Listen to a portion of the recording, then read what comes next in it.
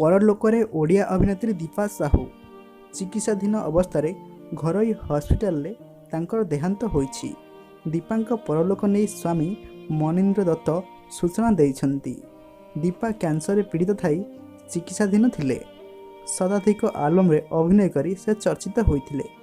किछि दिन तले तांकर स्वास्थ्य अवस्था गुरुतर होई पड़िथिला, जेउ कारणरू तांको कैपिटल हॉस्पिटल रे भर्ती करा जायथिला।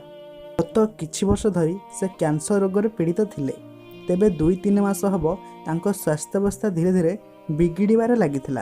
तेबे असुस्थ अनुभव करिवारु तांको हॉस्पिटल रे भर्ती करा जायथिला। ओडिया आलम इंडस्ट्री बेस परिचित चेहरा हेउछन्ति दीपा। से आल्बम क्वीन भावे मध्य बेस जनाशुना थिले। एकाधिक आलम रे से अभिनय करथिले। एहा सह किछि ओडिया फिल्म धारावाहिक रे मध्य नजर आस्थिले दीपा। तेबे दीपांक वियोग रे सारा हॉलीवुड शोकर छाया खेली जाइछि। दीपांकर अमर आत्मार सद्गति कामना करुछु।